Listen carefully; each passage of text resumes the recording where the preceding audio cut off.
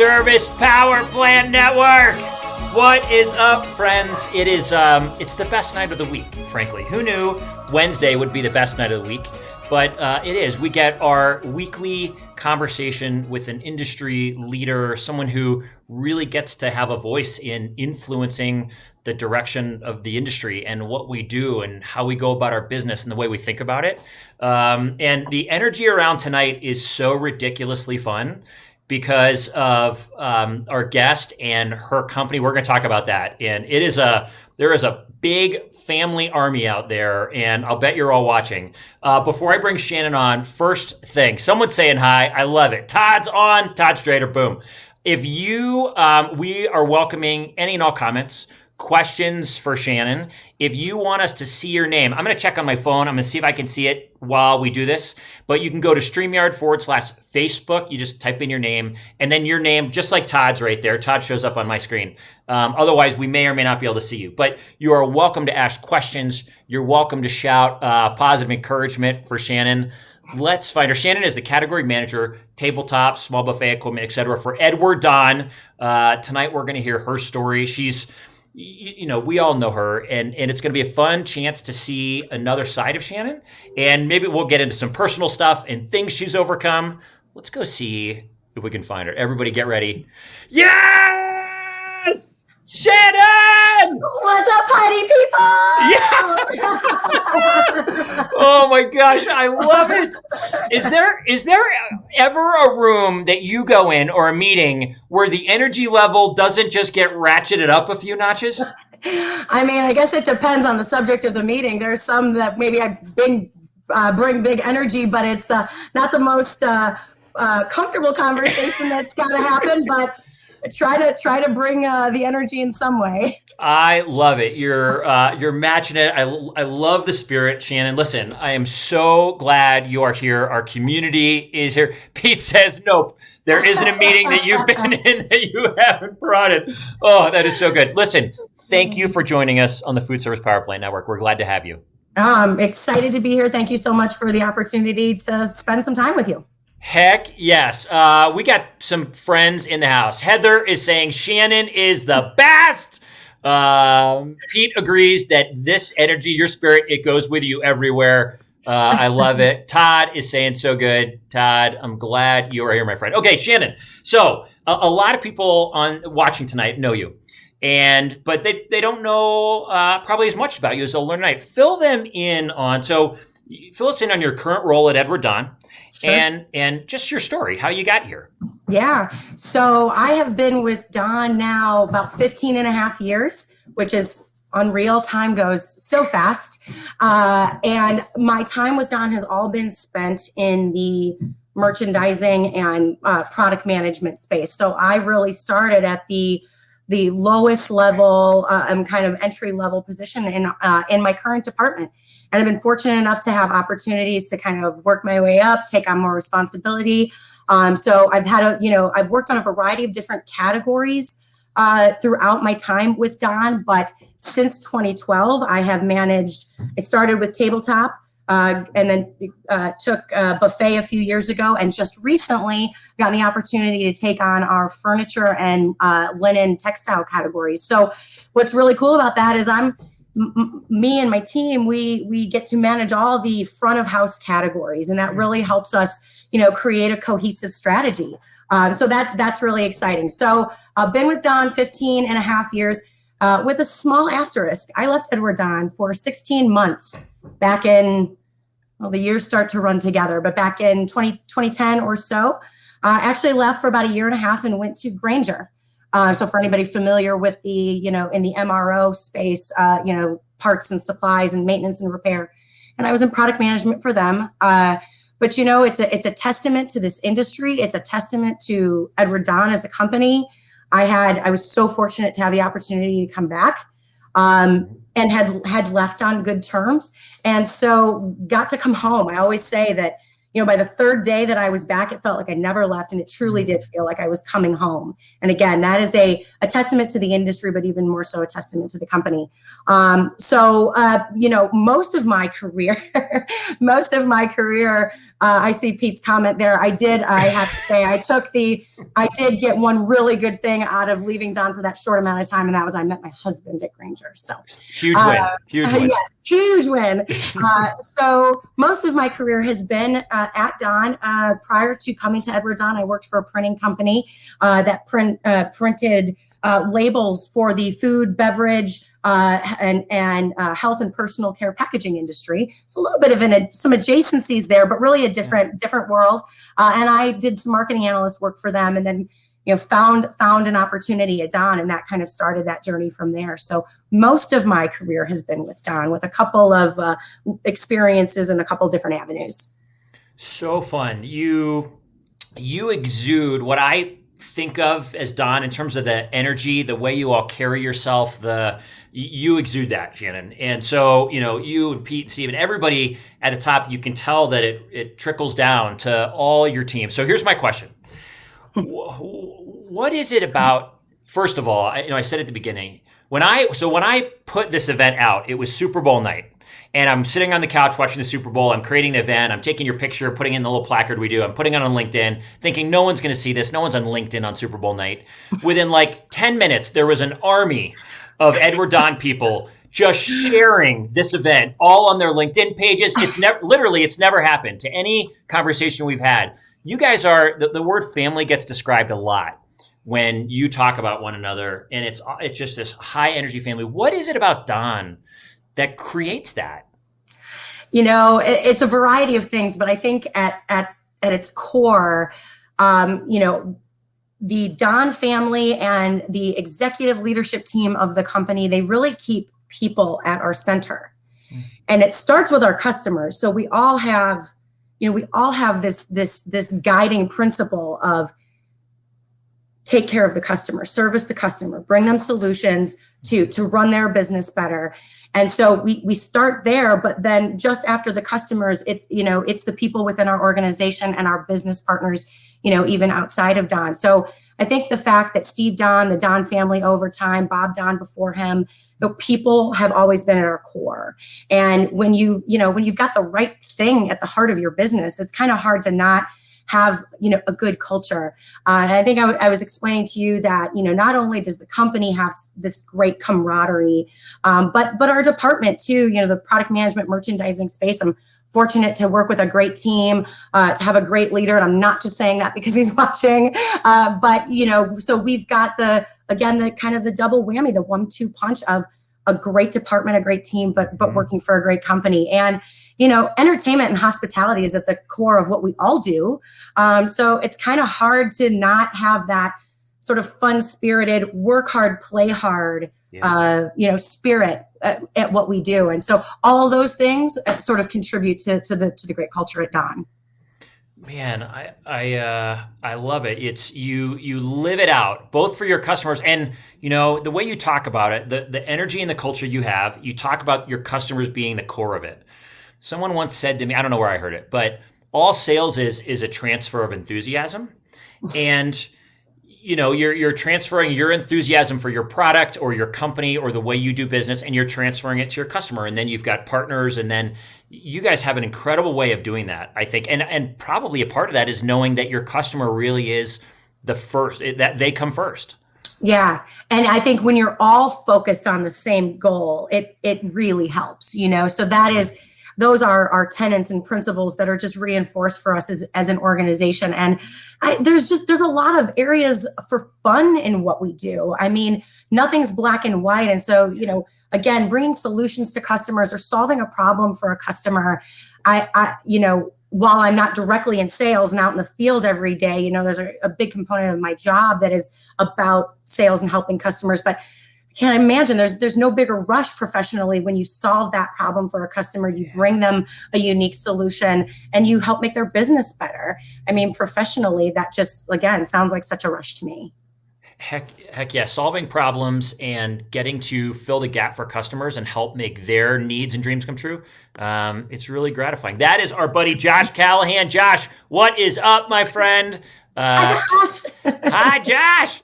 Todd is echoing your sentiments. Absolutely, customer first. Okay, a position of leadership in a challenging time. offers really cool opportunities to lead, to do things differently, to find ways to encourage people. And there's also some really big challenges that come from leadership in challenging times. What's been one thing, an opportunity that you've had as a leader during this last year that you've really relished, that you've said, you know what, we can tackle this, and this is a part of what I want to be a part of? Yeah, it's been interesting because this challenge that we've all faced in the last year is obviously unlike, any other challenge we've ever faced, professionally, personally, what have you. Mm-hmm. I am the type of person that I like challenges. I think that I work well and I sort of thrive under pressure. And I also like coaching and teaching and educating. And so obviously you got to have some experience to be able to impart that knowledge. But I think because I'm, 15, 16 years into my career and have seen some stuff now, in this particularly unique challenge, I enjoyed being able to share what I knew about challenging times, hard situations. I enjoyed being able to impart that on my team that I work with directly. I've got a couple folks that report to me, and so coaching them on how to work through the tough times, not only professionally but personally too. I'm certainly no therapist. I'm no expert, but again, I've had my own experiences, and so I found trying to help my team deal with both the challenges, maybe at home being locked down, and how to work through all the work stuff going on. Hard to say you enjoyed anything during these lockdown periods, but that was something that a role I felt comfortable in, and I felt that when my categories were really hurting, and while they still are in the industry, my product categories were really impacted early on. It was a way for me to feel like I was still adding value to the team, and helping to, again, coach them and help them keep moving through difficult time.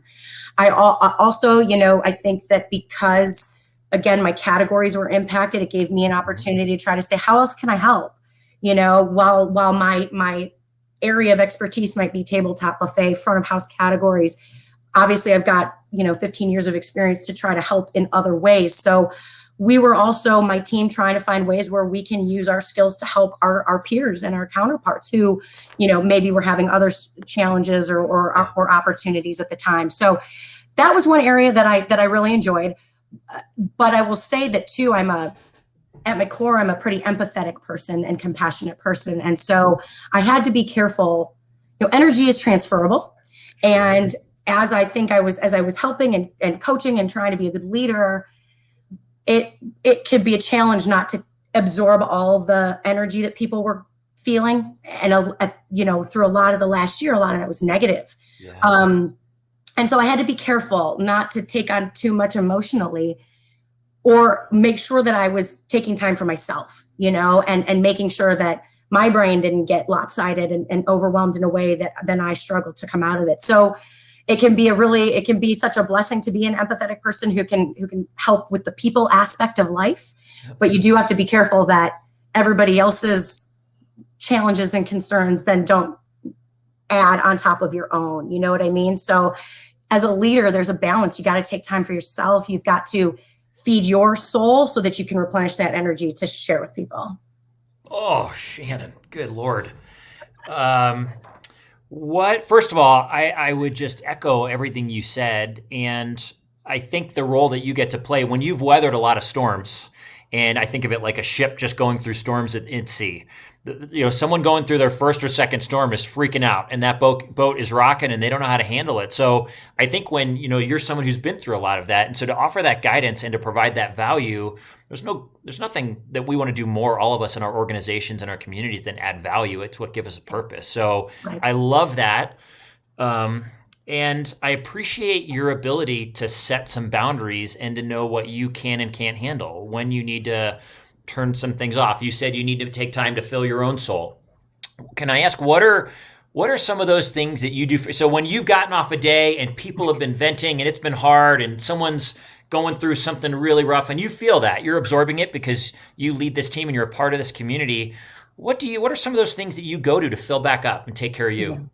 I mean, I've got to almost like you like break the cycle. Like I've got to completely change my atmosphere, change my point of view. So, I mean, right now Chicago is in the throes of the polar vortex, and we've got really cold temperatures. But typically that's I'm getting out for a walk or a hike with my dogs, in the forest preserve or whatever the case may be. I might just go do I might go do something else around the house, even if it most people hate laundry. It's kind of cathartic for me. I hear So you. I might, I might do something like that. Might I exercise or work out? I might. I'm not always the most consistent there, but I have to change my perspective. I've got to kind of completely get my brain sort of in another space. Under normal circumstances, I'd go get a massage or get my nails done or what have you. But obviously, being safe. So just really trying to just break the concentration and get my mind off whatever might be bogging me down. Again, even if that's something like doing something around the house, but I gotta break that energy band that's going and focus it somewhere else. Shannon, that is real quick. David Richmond is in the house. What's up, David? So fun. This is. Do you ever listen to Tony Robbins at all? I have in the past, yeah. He talks all about the power of changing state. So when you're in a place, something unique, to flip it, to change your state really quick, just get you in a different state of mind. It's exactly what I think you're speaking towards. So really good advice. Yeah, it's just especially working from home and just being in the same. If you've been staying at home and really staying close to home base, you never get a change of scenery. You never get that break. So I do think it's important. Oh, good for you. I love it. I love it. Everybody take some notes. Take some notes from what Shannon's saying, because really solid insights. Who is this? Let's see who this is. David Richmond. I love how dynamic Shannon is. Thank you, David. Heck yeah, that's a great word. Shannon, when you and I talked the other day, we talked about the power of voice. And we talked about when you came into the industry as a young woman and this really awesome, cool, influential role that you get to have now at an amazing company. And, I think you said you've got a strong personality. And, there are, I guess, a lot of questions. How is having a strong voice, and a strong voice is beautiful. I mean, I'm sure, how has it been a real gift and blessing for you, being able to decide what you want, speak that in confidence? What are ways that that's really been a gift for you? I mean, it truly is a gift. That's the best way to describe it, because not everybody, feels comfortable doing that. And my husband and I, in our personal lives, we're a good yin and yang. He's more introverted and, it shrinks back a little bit more sometimes in social settings or what have you. And I don't shy away. I'm very infrequently introverted. So certainly just having that natural confidence to put myself out there, speak up, speak my mind, volunteer myself for a new opportunity, take on a new set of responsibilities or challenges. That comes naturally to me. And so just by nature of that, I have been fortunate enough to get opportunities over time. And so that has helped my career. That has helped the opportunities that I've had, but it hasn't come without its challenges, because you do have to know how to use the voice in a way that is effective.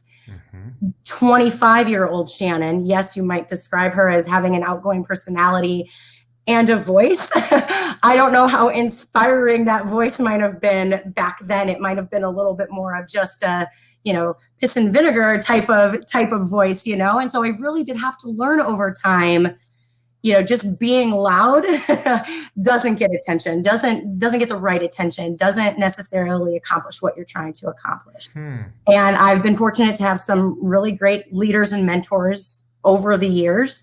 And I've taken really good coaching away from them relative to that. So, things like your position inferring tone, or inferring your voice. I got to give Pete Angenin credit for that one. making sure that I'm very knowledgeable about what I'm using my voice for, because I think self-awareness is really important when you have a voice, I think. And I've had to work on self-awareness over time, because I think it's important to know your strengths and weaknesses. I think it's important to own them and not think of weaknesses as a bad thing. We all have weaknesses. Yeah. And I think the more self-aware you are, the more you are able to use your voice for good, whether it's a loud voice or a quiet voice. Because if you know what you're good at, you know what you're smart about, what you're knowledgeable about, you can then share that confidently with your voice, or you can utilize it to, advance your company, help your customers, or just strengthen your relationships in general. And so for me, that self-awareness piece has been critical for how to effectively use my personality and my voice that I do have. You, what's coming to my mind right now? You pay attention, Shannon.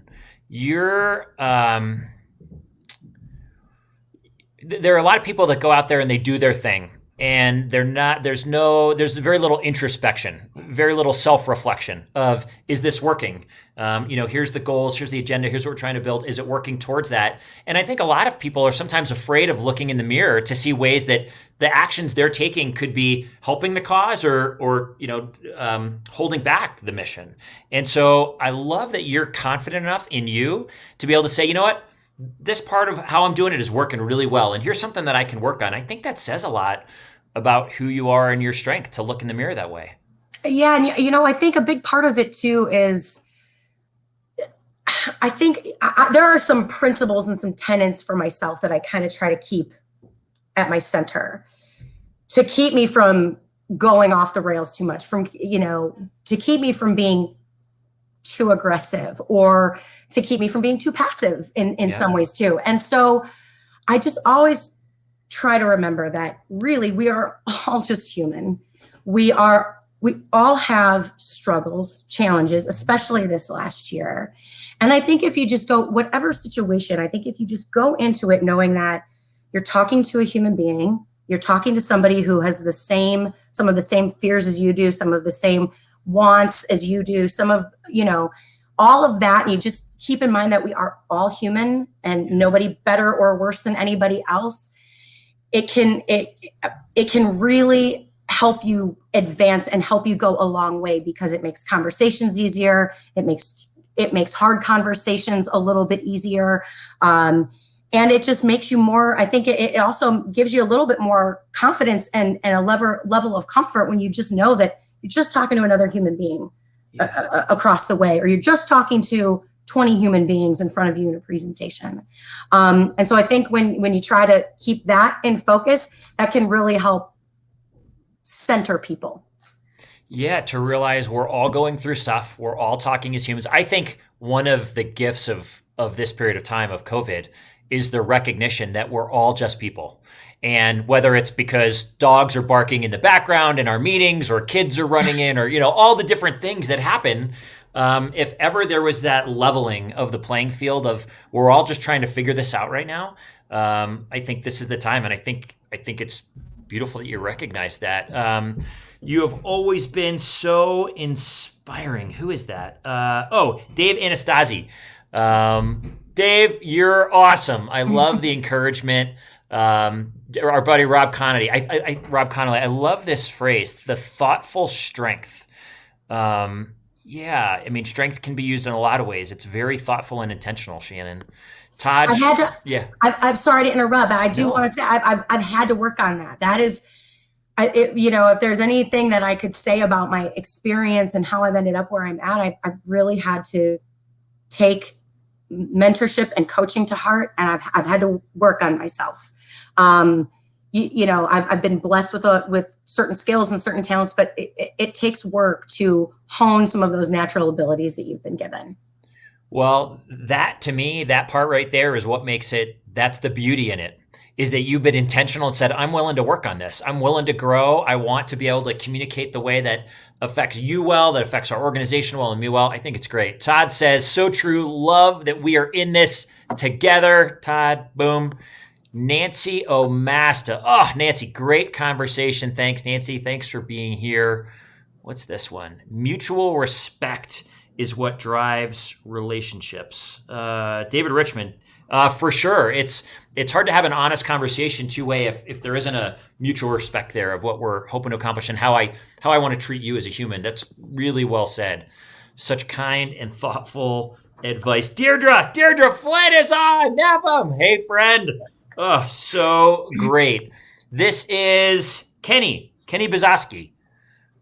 Shannon rocks. You're feeling the love. Everyone, remember, if you have a question for Shannon, throw it in the group and we'll ask her. Love to see it.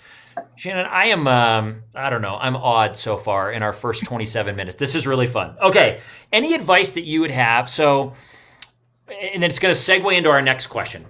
But any advice that you have for people who want to grow their voice, their ability to say what they want, to say what they believe in a meeting with 10 other people, either in a Zoom call or on a conference table, any advice you'd give them?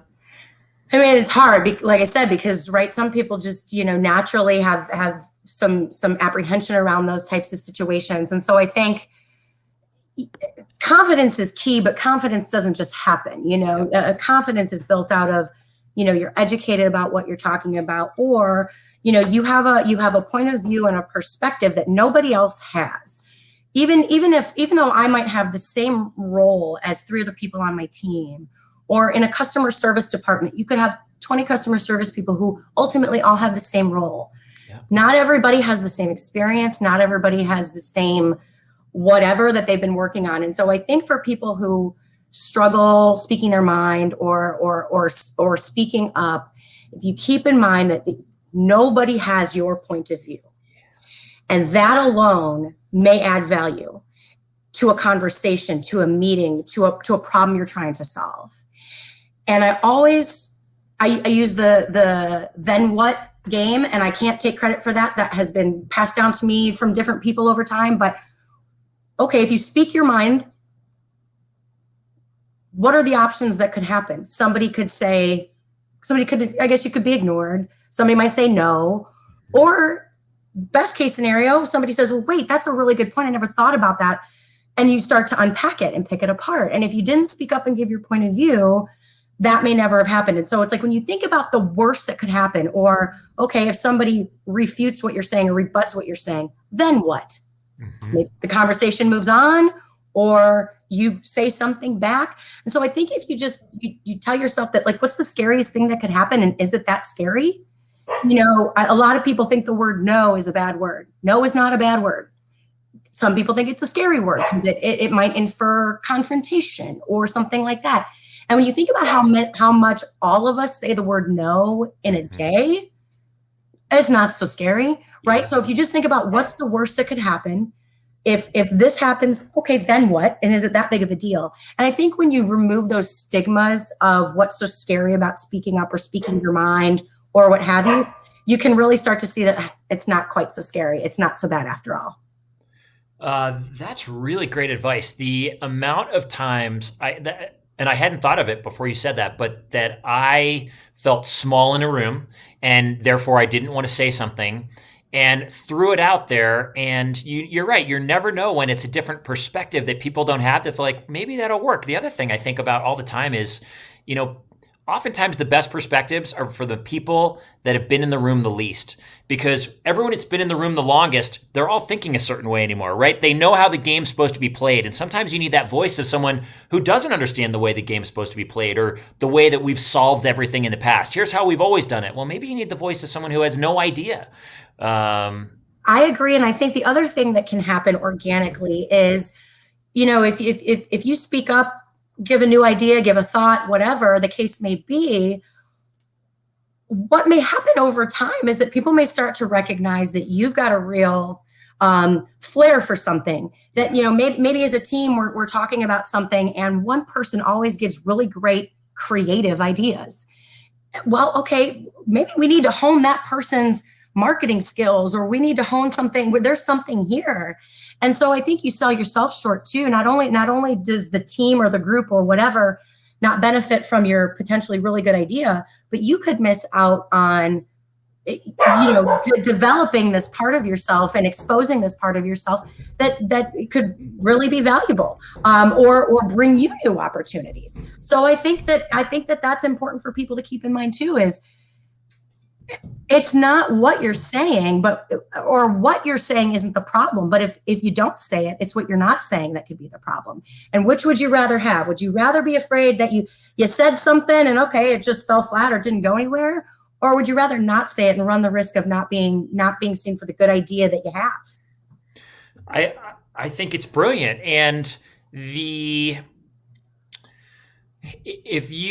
what do they say? Like, if you ask for something and you're told no, you haven't lost a thing, something you didn't have. The other thing, here's my follow-up question to you. Well, let me read a comment. Rob Connolly, our buddy with Henny Penny and NAFM. I concur strongly with your notion that self-awareness is so critical for learning and growing and leading. Did you always know that? Or was there an event or situation that helped you learn that? Great question, Rob. It is an awesome question. And I would say it was something that it was truly an evolution, Rob, because again, when I say like, okay, the 25-year-old version of Shannon may have been, have an assertive personality and a loud voice, but maybe didn't use it in the right way. Mm-hmm. I had to, again, learn over time and sort of take coaching and take advice from people smarter than me and more experienced than me. Again, on how to make sure that my voice was being effective, that I was using it in the right way. And so that over time led to a focus on that self-awareness. Because again, the kind of young, naive, inexperienced version of myself who thought I knew a lot more than I actually did, didn't have much self-awareness and just thought, well, I'm going to be outgoing and I'm going to be in your face and I'm going to be aggressive and you're going to have to listen to me. You know what I mean? And that's certainly not always the right approach.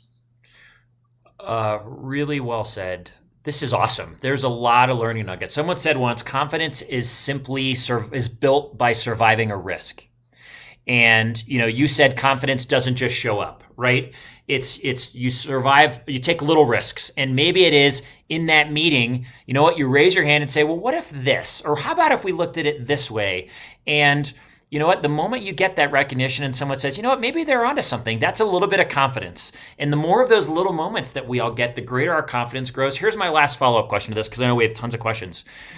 And there's not a right or wrong, I just thought of it, but would you be in the position you are today if you hadn't spoken your voice in plenty of situations to give your opinions or your thoughts or your insight? No way. No way, because it's so... I think that part of me is so inextricably linked to my kind of outgoing personality. And so I sort of like an all or nothing proposition. I think if I was, quiet, soft-spoken, introverted, and didn't have that confidence and self-awareness to speak up when it's appropriate, now there's no way I would have had anywhere near as many... I shouldn't say doors open for me, but I pushed some of those doors open, right? Yep. And so I don't think I would be in the position I'm in. I think I would still be successful. I'm a capable person. I think I'm a relatively intelligent person. So I think I'd have success would mean something different for me, or that benchmark would be different. Definitely wouldn't be in the space I'm in now. I love it. We talked about women in the industry, and there's a lot of. We've got our NAFM friends on. We've got some MOFSI folks on. Both associations are really focusing on young leaders right now, and Louise O'Sullivan just won the Louise O'Sullivan New Excellence Award for NAFM, and she was a pioneer as a woman in food service and leading Dover and all the way she did. Talk about your experience growing in the industry as a woman, and what advice would you give your 24-year-old self? Well, when I started in the industry in 2005, even though 15 years isn't that long ago, it is a long time ago, and the industry was different, even that short amount of time ago. Mm-hmm. And over that decade and a half, there's definitely been, more women, more youth, brought into the industry, which is obviously great. I think that, I would give the 24-year-old version of myself, or any 20 something person in the industry or woman in the industry, to have that confidence in yourself, to speak your mind when it's appropriate, to try and start working on that self-awareness as young as possible, and to utilize your gifts. Try to recognize what it is about you that is different from other people, and hone that, and don't be afraid to sell that as where you bring value, and how you differentiate yourself. I think this is a relationship business. I think everybody on tonight would agree with that. Mm-hmm. And I think as women, we sort of, we're naturally hardwired to create relationships, take care of others, solve problems with meaningful compromise, make lemonade out of lemons, right? And so I think this industry is a natural fit for women. You know what I mean? And because it has been historically male dominated, I think the women coming up in the industry now, they have a real opportunity to be sort of vanguards, Mm-hmm. The men in the industry are awesome. They've had to teach us, right? And so it's just that now that diversity in the industry, and the proliferation of it is just going to continue. I think that's really going to help us in recovery, as we come out of COVID and come out of the pandemic. But the more diversity an industry has, and in particular ours, I think it's just an invaluable element to the industry. And I think, again, food service and hospitality very naturally suited for female leaders. I agree. I think we're seeing more and more, like you said, it's changed over the years. And I think from a diversity perspective, if we look at restaurants and hospitality, I would hope our side of the industry could match that. I mean, talk about if ever there was a diverse world, it's food service, it's restaurants and hotels and everyone working there. And if our side could match that, it would probably allow us to even increase our level of connection with our customers. 100%, because there's the phrase representation matters, right? And that's because it does. And I think you're right. The more that folks on our side of the business can identify with, empathize with, and truly understand our customers, the better off everybody will be. I love it, Shannon. She is awesome. Who is this? Let me see if I can find this. Joe Carcione. Oh, Carcione, make me smile, buddy. John is watching. Larry's watching. Chris is watching. Someone's giving love about interviewing skills. David Richmond, you're the man. This is fun. I love it. Pete is saying the A-team. Boom, boom, boom, boom. We got it. Heck yes. Heather's saying, well said, Shan. I love it. This is a really, really awesome conversation. Todd says, I love it. A beautiful melting pot of great people. Heck yes. And I know all the associations are working on this topic. Really, they're being very intentional about it. And I think we're seeing the byproduct of it, frankly. It's changing in a really great way. Okay. What your categories, your side of the world, tabletop, buffet equipment, now furniture, etc. In addition, like, what do you love about it? What is it about that world that you love? Well, there's a couple of things, and a tabletop and buffet. I mean, certainly no offense to anybody else in other categories in our industry, but I'm sort of fortunate in that I get some of the sexiest products, right? All the tabletop and buffet, very trend relevant, trend forward under normal circumstances. Mm-hmm. And so that is fun in and of itself, just all the new product development and all the options there are in those categories that help give our customers personality. When you think about, putting a pattern of china that is got color and texture on a tabletop, or having a really beautiful buffet scape with different, elevated stations and such. It is part and parcel to, again, the personality and the theme and the overall look and feel of our customers. And there's something really, really flipping cool about that. But generally speaking, what I like about product management, category management, is the ability to be a subject matter expert on something. Yeah.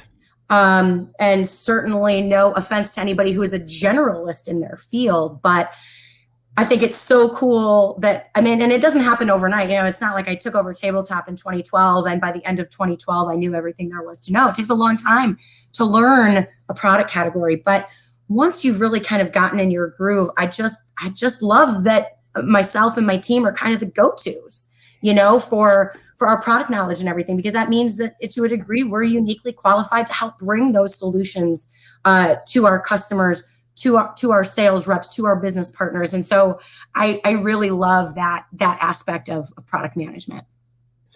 Always solving problems. It's about value, adding value. And I appreciate that a lot of what you love focuses on that. You want to make things better. You want to add value and contribute and leave a mark. And those are some of the ways you do it. It literally is, as you were talking about tabletop and the emotion behind it and the vibe, I had like a visual Dave Turner in the back of my head screaming a question at me for you, which was, okay, here's a question. Dave, this is for you. Although he didn't ask me, but when we come back, anything you see different about the tabletop because of what we've just gone through? Is there anything that the world looks at and restaurants, hotels and says, because of what we just went through, this will change a little bit? I don't know. I don't know that we'll see a lot of difference in tabletop. I think that where we might see the most permanent changes might be in the buffet space. Buffets are a segment of our world that have really, more so than any other segment, really, really screeching prolonged halt, right? Not a lot of buffet business going on, but buffet setups. But I think that post-COVID, there's going to be some real permanent changes in that category. And that might be the, how buffets are set up, how they're spaced, the products that are used to, communicate to your consumer, to the end user of that buffet, that it is safe and clean and spaced appropriately and whatever the case may be. I think in general, that's going to be the industry, the heightened awareness on, just sanitation, hygiene, spatial awareness. That's going to linger, I think, for quite some time. Yeah. But I think some of the most permanent changes we may see, like I said, I think could be in that buffet space. Yeah, I would agree with you. I think it'll be a while. It's going to have to look different for a while. And hopefully it comes back. Here's a great question. Okay, let's see what we got. Todd's throwing a question. How has Don found a way during our wonderful pandemic to pivot, find other avenues to sell products, or find opportunities when places were closed that use your categories? Todd, great question. Yeah, it is a great question. And, we were, I think, just collectively as an organization trying to think outside the box and figure out what non-traditional types of customers might need our products, and how do we make sure that we have the products available for the customers who are open and that we're meeting their needs. So whereas my counterparts in the hand hygiene categories and the disposables to go categories and such are having a very different experience with the pandemic. I think for our products that have taken a bit of a hiatus, like I said, it's been finding non-traditional customers that might be able to use food service ware and small wares. But also, I think even for the customers that have been closed, I think it was, critically important that our sales force stayed in touch with those customers and showed that they were, they care about their success and we're thinking about them even during any shutdown periods or closures. Because I think for the folks who did that, they're seeing the fruits of that labor as we start to come into a recovery period. And so it's just been a matter of creativity and how can we, without having to pivot too hard, right? Without having to completely abandon your core competency and what you're good at. It's just, finding some of those creative ways to bring what you do well already to some non-traditional customers, I think. Yeah, I think that's a great way to say that. Even in those times when some of your Don sales members, their restaurants are closed or they're down or it's different, I think getting creative to keep asking yourself, how do I keep adding value? How do I continue to remain a partner even when they don't need the things they needed in the past right now? And I'm sure there's tons of radical stories that your team has from, either helping get food out the door or, whatever those things are, really uniquely special, relational human ways. So, Yeah. Todd, great question. Really great question. Okay, speaking of, so stories, and it can come from Don or a story in the industry. Any stories you heard either within your company or out there that just blew you away during this time in terms of something that inspired you, something you saw that you were like, amazing, beautiful that this is happening. I'm moved by this. I can't say that there was one thing in particular because there were so many amazing acts of kindness and selflessness and putting other people first. There's just been so many examples of that, whether it's been people of influence highlighting independent restaurants and small businesses from across the country, taking up donations, things like that, all the way down to even local help at the municipality level. So, for example, I live in one of the smaller suburbs of Chicago. We're a town of only 8,000 people, and very early on in the pandemic, our town, our local government, they sent out. I live in a town called Itasca, and they sent to every resident Itasca bucks, and they were meant to be used at our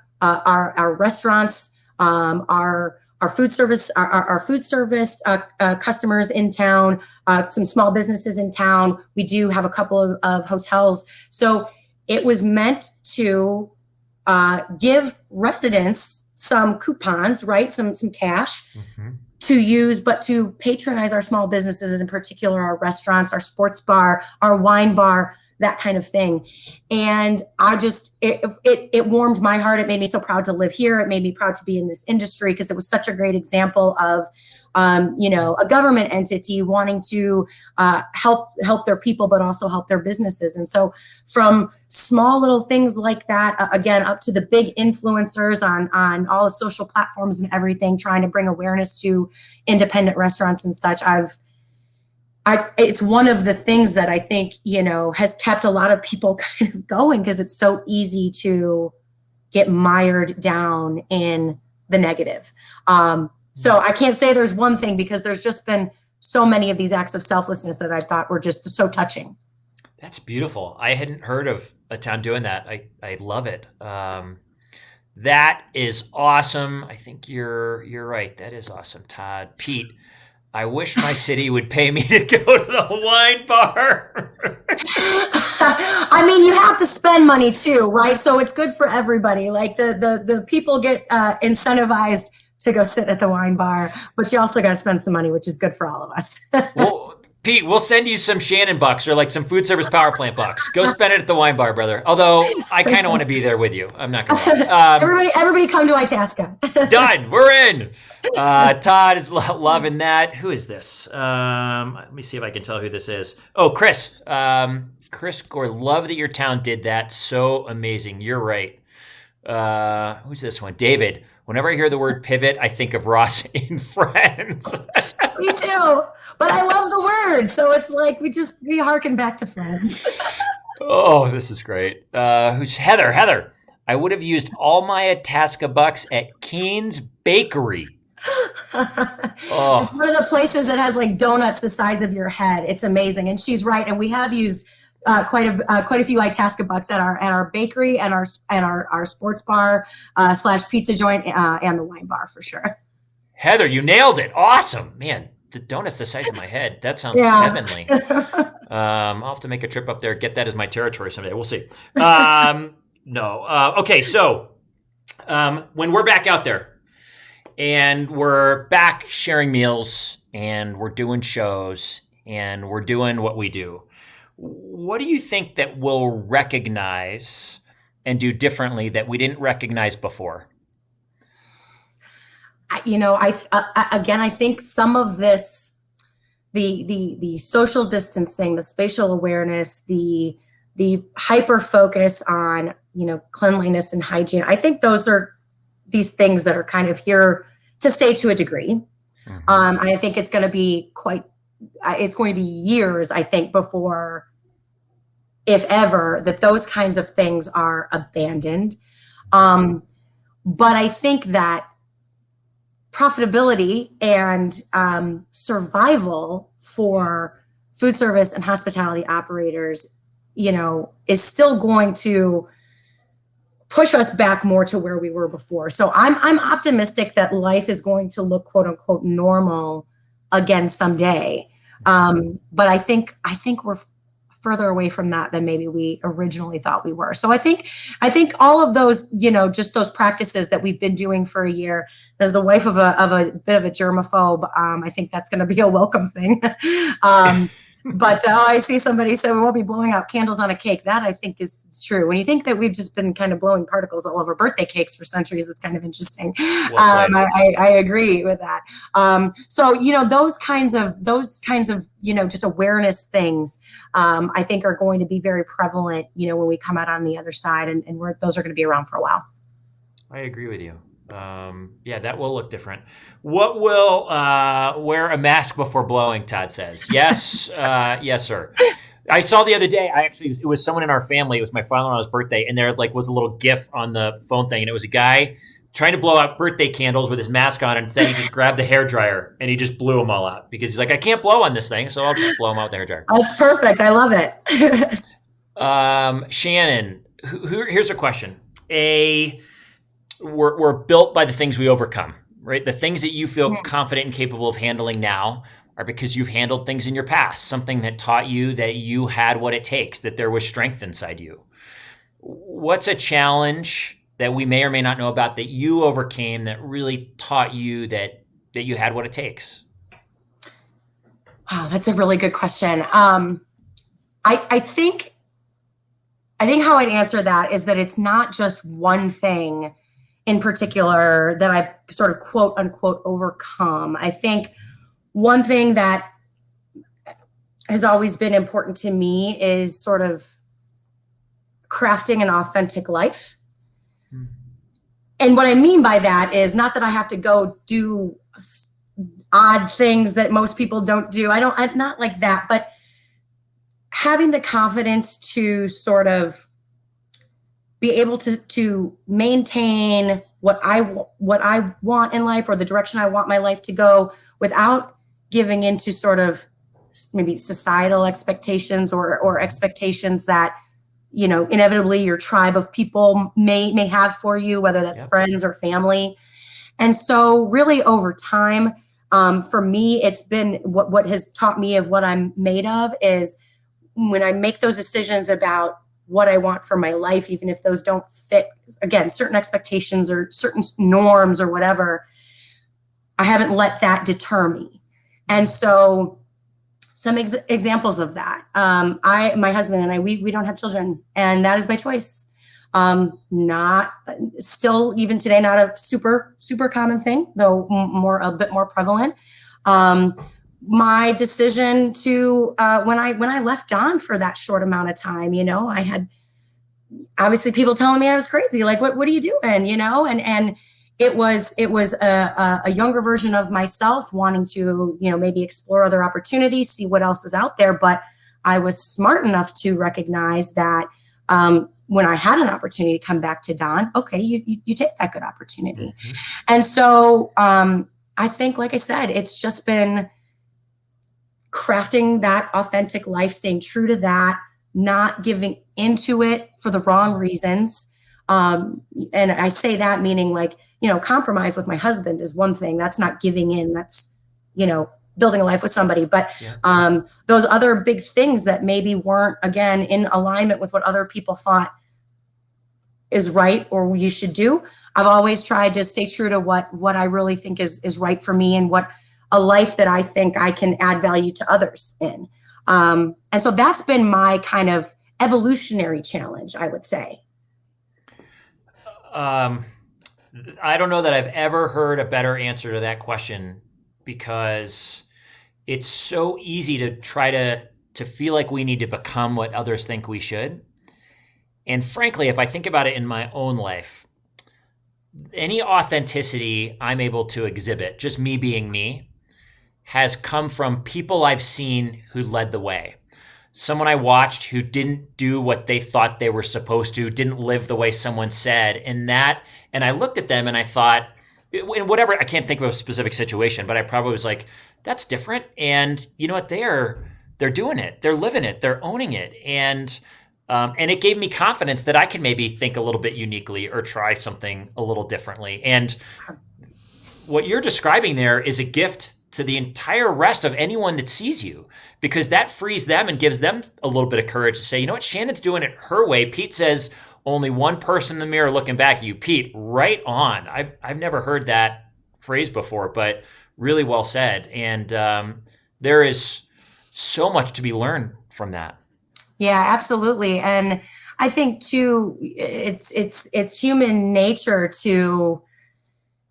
for all of us to a degree to be nervous or scared by not going with the pack, right? Not going with the crew or with the group. Mm-hmm. And so again, it's something that over time I had to become comfortable with. So in that regard, it was sort of a challenge to overcome. It doesn't just, again, happen overnight. But yeah, I think that if you can't be, as cheesy and corny as it may sound, if you can't be true to yourself, at some point that's going to catch up with you. Mm. And you better hope it only bites you a little bit and not a lot of it, right? Because some of those things are irreversible. And so staying true to yourself is, like I said, as cheesy as it might sound, it is so critical. I agree. And it's probably, I mean, to anyone who's watching now, one of our younger friends in the industry coming in, the earlier you can start trying that, taking those little steps to be you. It's hard to wake up when I'm 43. If I were to wake up today and realize, oh my God, I don't know who I am. I don't know who I've been, but this persona isn't who I really am. It's hard to figure out, how do I start over and who am I really? So the minute you can start taking little incremental steps towards being you and authentic, whether it's in that meeting, et cetera, really, really well said. Well, I think it ties back into what we were talking about earlier about, self-awareness, and how important it is. That stuff is all, linked. Yeah, you're right. This is really beautiful, really deep. I'm grateful for this. Okay, last question. And I had a lot of other questions for you. So, what are you thankful for? Oh. I think the question should be like, what am I not thankful for? I have led an incredibly blessed life. Dare I say a bit of a charmed life. I had a great family that gave me a great foundation. Not perfect by any stretch. I mean, our own appropriate level of dysfunction, right? Definitely not a rainbows and butterflies all the time, but a family that gave me foundation, tough love when I needed it, smothering, loving love when I needed it. I have amazing friends. I have, in addition to my awesome biological family, I've got this work family that is just on another level. I'm grateful for it all, and I'm grateful for the journey. And that is another sort of tenet that I keep central to when the times are hard is, my God, your worst problem is better than some people's smallest problem. And keep that in mind. Be grateful for what you do have, and make the most of the moments, because nobody gets out alive, and you don't know how many of them you got. So, gotta cherish them. Really great perspective, and it's hard to remain unhappy when you're grateful. And right, I think someone said you can't be afraid and grateful at the same time. And I don't know that you can be angry and grateful at the same time. Two things you can't experience simultaneously. And so the fact that you keep that so forefront leads to probably a lot to more of that, frankly, more looking for those things that Absolutely. To be grateful for. It feels so much better to be happy and thankful for something than to be yelling at somebody for the biggest argument that you've ever been right about in your life. Like, you will always feel better giving of yourself or being grateful for what you have than the angst. And again, that is something I've had to work on overtime because I did have more of that kind of raw vim and vinegar as a younger professional. And so I've had to hone that over time. So all these things we've talked about, again, I think the thing that I would, wrap it all up in is that, it doesn't happen overnight. It does take some conscious effort, but it's so worth it because I'm in such a better space, I think, emotionally, here as where I'm at in my career and a little bit older in my life because I've been able to, form those sort of principles over time. So is definitely learned and definitely an evolution. Oh, that to me is probably one of the greatest definitions of a leader. Someone who's willing to grow and is willing to look in the mirror and keep evolving. Todd, respect. Beautiful word there. Who is this? Amen. If you can't speak up when you just know you need to, it's difficult to survive. Tact is key. Our friend Christina down in Texas. I love it. This is our buddy Dave Richmond. There is only one you. Be an original. No one needs a copy. Dave, you're an incredible example of that to me, for sure. Living who you are in positivity and shining a light, for sure. Who's this? I agree. Heck yes. Dave Turner. Both doing such a great job here. Priceless conversation, great honesty, candor. Two of the industry's leaders. Very well done. Dave, we love you, our friend. Hi, Dave. Hi, buddy. Mary, my comrade in arms, my pal up in Chicago with Cal Mill, Mary Margaret Dunn. This is so good. I love the parts about being authentic in yourself and more like what I am not thankful for. Yes, we have so much to be grateful for. It's amazing hearing your perspective on this, Shannon. Thank you. Love it, Mary. Who's this? Let's see who this is. You got a lot of great people chiming in right now. This is Kristen Ann. So great to hear your voice and perspective, Shannon. Such a strong, wise, caring person right there. You rock. Boom. Thank you. David Maxwell. The nice thing about gratitude is you do not constantly need to seek more. That's a great point, David. There's there's a to some degree a removal of searching. We're all growing and curiosity is beautiful. And our buddy Rob says curiosity is the fountain of youth, Rob Conley, which I'm a huge believer in. But that gratitude, you're able to be curious and searching while also grateful for where you are at and hold that balance between where you are right now. And that's really well said. Rob Connolly, great conversation. Thank you both. Shannon, I'm going to end with something here. You talked about your Don family, and it's clear, it's evident to all watching tonight why you are who you are and why you're respected the way you are. And for anyone watching, again, any of our young friends out there looking for, they always say motivation today is driven by a future vision of yourself that's compelling. And whatever vision that you have of yourself that's compelling, let so much of what Shannon's done along the way to evaluate and grow and be introspective and be herself, be genuine, take some notes, put it up on your wall, and let some of those things guide you in your decision making along the way. And a lot of that vision of where you want to be and who you want to lead, all of what you're seeing are traits of a genuine leader that people want to follow. And I would incorporate those in your life in any way you can. Rob, we're so glad you're here. Christina, thank you very much for your time.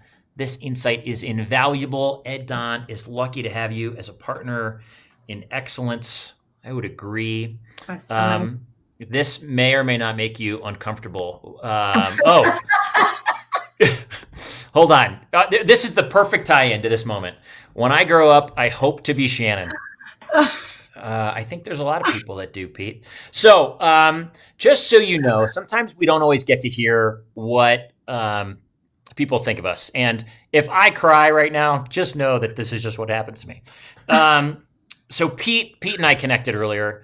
I said, tell me why Shannon is such a valuable part. Right? give me some friggin' water. glad I have some left too.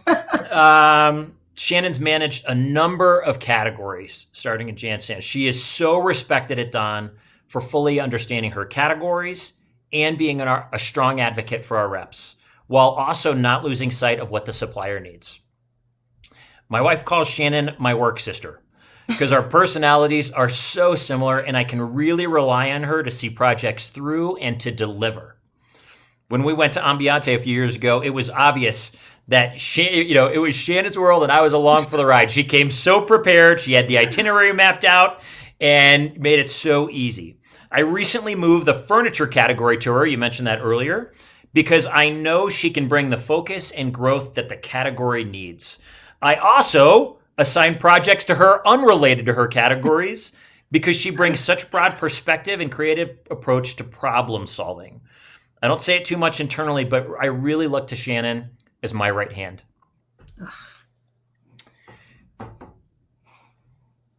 Well, I can't talk because I'm going to tear up. You can do it. I don't know why I tear up in moments like this. I just do. I do too. I'm such a sap. That is incredibly, that is an incredible, wonderful compliment. Pete, thank you. Pete is, not that I need to reciprocate the love because he gave me love, but it needs to be said that he is a tremendous leader, a tremendous mentor. And like I said, that I have had to learn a lot of things over time. A lot of that learning and growth has come from working under Pete. So, sort of takes one to know one, right?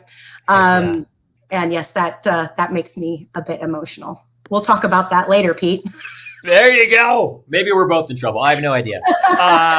Pete, it's great to see how supportive of your team you are. I don't know who that is, but well said, Pete. Thanks for leading the way. And in terms of that, and investing in Pete and Shannon and so many like her at Don. Heather, your Don family is grateful for you, Shannon. Great mentor, so smart, one of the greatest friends. Oh, ditto, Heather. Heck yes. Who's this? I don't know who this one is. Let me see if I can find it. It's not coming up. Someone else is going to cry. There's a lot of tears going on. All right, night down. Without question, true statement. I love it. Shannon, listen, this has been one of my favorite conversations. And this has been so fun. Oh, I'm glad you've liked it. You have imparted so much wisdom, and for so many people looking to grow, looking to develop, I mean, you could write a book on everything you just said of insights and principles for them to take into their life and build from, and in healthy, really wonderful ways. There are leaders who are out to just say they're a leader, and there are leaders that are out there to serve and to grow and develop and be them. And congrats on doing that, and thanks for leading the way for others to be that as well. Oh, thank you so much. I mean, Jason, this community you've created and that is growing is wonderful and needed in this time and beyond. And I'm so grateful for the opportunity. Thanks for the great conversation. Thanks to everybody who logged on. If I don't know you, I hope I get to meet you soon. And I just wish everybody well. Heck yes, you're awesome. Everybody, hopefully you'll see Shannon soon. Hopefully be at the NAFM show, frankly, when we're all there. And look, thanks for joining us, everyone. If you're new to the Power Plant Network, welcome. We're glad to have you. It's moments like these that they make this community really so special. Remember, you're doing it. You're grinding it out. If you're in a particularly tough place right now, you need to give yourself a pat on the back because we're almost at month 12 and you're still going. You're still moving forward. Listen to our buddy Dave Turner, right? Always keep moving. Just keep taking those steps, moving forward. That light will come. Apply so much of what Shannon said and the principles here, and good things will come. The industry needs more of this authenticity and this commitment to grow, to be real, and to serve. And all the things that Shannon's doing and her team at Edward Don. If you want to see past conversations, go check out our YouTube channel. Go search Food Service Power Plant Network. Find them there. And there is a lot of love being thrown. Always so fun. Thank you. Can't see who it is, but that's okay. This is awesome. Todd is sending the love. Todd, right back at you, brother. Well done. Thank you. Thanks for joining us. Christina, yes, preaching. Boom, raised roof. Thank you both. Great conversation tonight. That's our friend Chris. You guys are the best. This was amazing. Shannon, this was powerful. Good Lord. Heather is sending some props. You are the best. Everyone, keep rocking. Remember, support each other. Go be you. Continue to shine that authentic self. We will see you next week. Thanks for joining us, Shannon. Thanks again, my friend. Thank you.